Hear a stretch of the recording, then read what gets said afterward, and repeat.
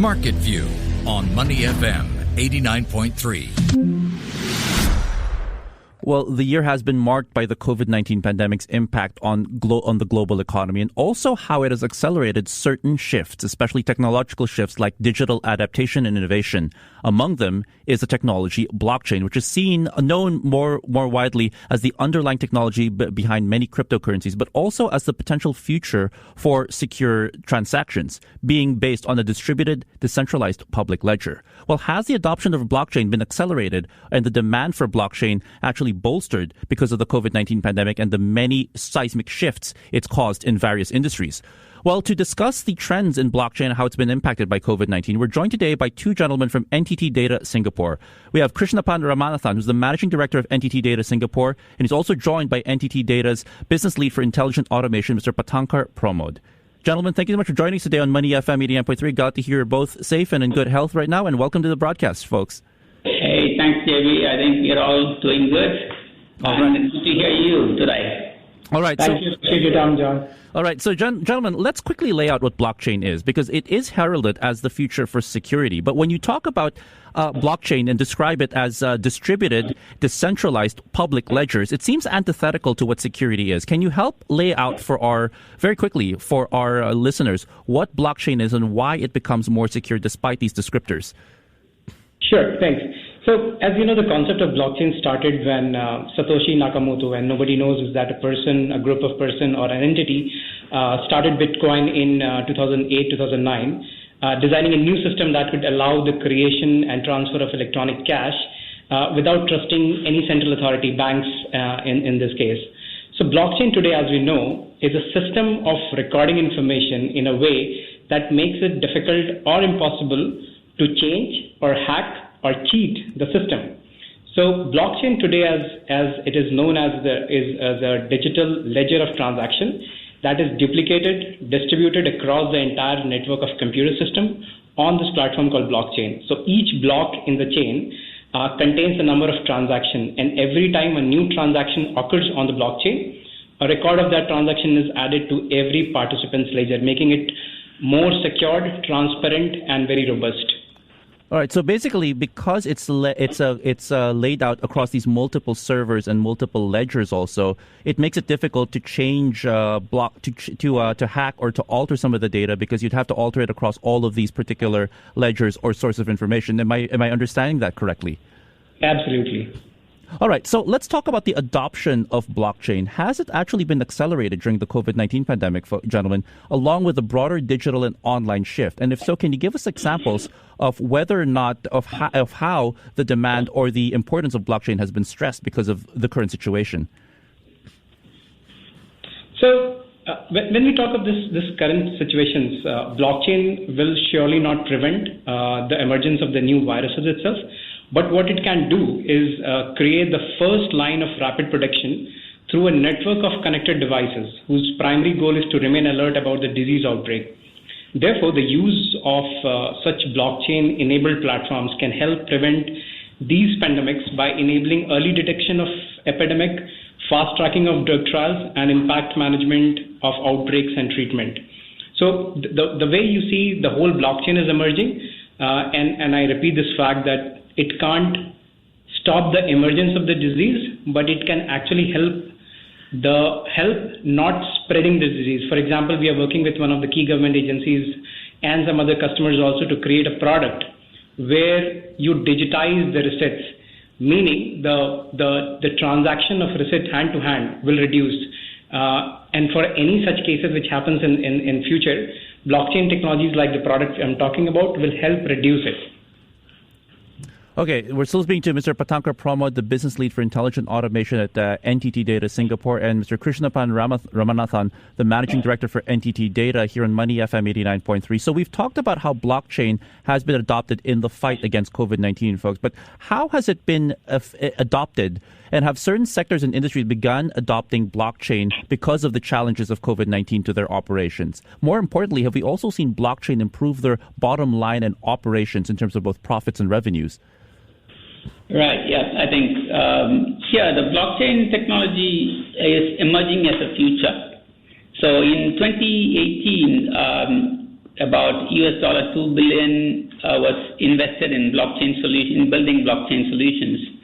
As per analysts today, I think they predict right now it is to be exceeding $60 billion worldwide by 2024, as it creates a new digital economic infrastructure.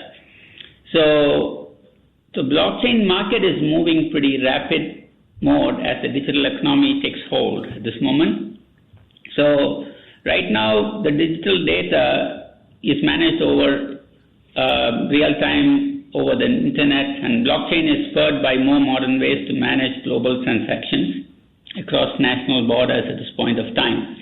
So given that, we can really see the technology has the ability to change all aspects of the digital economy. This includes shipping, conducting businesses, delivering healthcare, entertainment, and staying connected with the social world. So as such, you can see that various industry has got examples of such use cases. Yeah. Patankar, you could kind of have some more dig into it. Thanks, Ram. So for example, John, if you see the various sectors like supply chain and logistics, where tracking of shipments and business transparency is one of the key challenge that supply chain industry struggles with. Blockchain technology can actually help deliver and solve those challenges. Like travel industry, customer need not hassle with like Forex and can access in-depth travel-related information of the destination. Travel business can bring in transparency in flight and hotel booking. Music industry, I mean the industry that you also belongs to, John, where a lot of copyright infringement is happening. Blockchain actually help through the provenance and other feature that it has solve this aspect of copyright infringement, like in pharmacy, in healthcare, provenance, serialization, track and trace, clinical trials. And this epidemic has actually also highlighted the aspects of technologies like blockchain, and we see a lot of adoption happening in the market. Yeah. Right. So, but where exactly for these industries is the value being created from blockchain? We've seen it actually, it does make the transactions a little swifter for most companies. We've seen blockchain having the potential for creating more secure transactions. But where exactly is the value being created, especially with regards to possible financial value for some of these sectors that are starting to really look at blockchain more and more that you've identified? You know, the answer to your question lies in the benefits and the features of blockchain. So like, features of blockchain is like it's immutable. It's a single source of truth replicated across all the nodes, data on the ledgers, and making it so once you feed in a data in the blockchain technology, it can't be deleted. So think from a financial transactions and all. Once you transact the data, it is spreaded across multiple parties, and you can't delete that. Now coming back to what entity data has done is we have also created a lot of assets and platforms. Like we have created a platform called Trade Vaults, which is a complete solution for international trade. We have created MyTrust, which is into the digital identity. We are also we recently has implemented a large project in a supply chain integration of spare parts.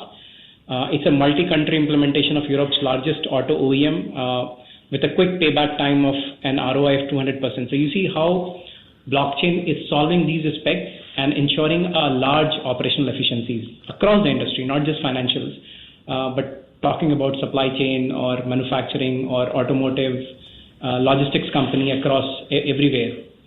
All right. And as I mentioned, we are recently working with one of the key government agencies to productize one of the concepts, which I can't talk about right now, but once it is done, we'll definitely publish that as well. And we'll follow up with you guys on that one. Very quick question before we let you guys go. Looking forward, what is the greatest value add for blockchain for various industries? Is it from a security point of view, or actually from helping create more operational efficiencies? In the future, where exactly will blockchain impact the way industries and sectors operate? Is it more from a security standpoint or from an operational standpoint? So both parts, John. So I can summarize this in 3 points. Where blockchain heavily impact is the transparency. It definitely creates a transparency, and it's not reliable. It do not rely on one particular middleman. The second one is it increased efficiency a lot, and the reason why it increases the efficiency is because of its decentralization nature, which eliminates the middleman. And the third most important part is the security, because blockchain is far more secure than any other record-keeping systems because of its technology that it involves of like something like immutability and all. Yeah. In addition to that, also, I think blockchain is very useful when it comes to monitoring supply chains by removing paper-based trails, right? So businesses can identify inefficiencies pretty quickly within the supply chain, and as well as to locate items in a real time. So the efficiency and productivity also would increase a lot. So given the kind of a COVID situation where people work remotely, I think this kind of efficiencies is taking a ride. So this is also kind of being used leverage to get this working together. So that's the use case which Patankar talked just now. Yeah.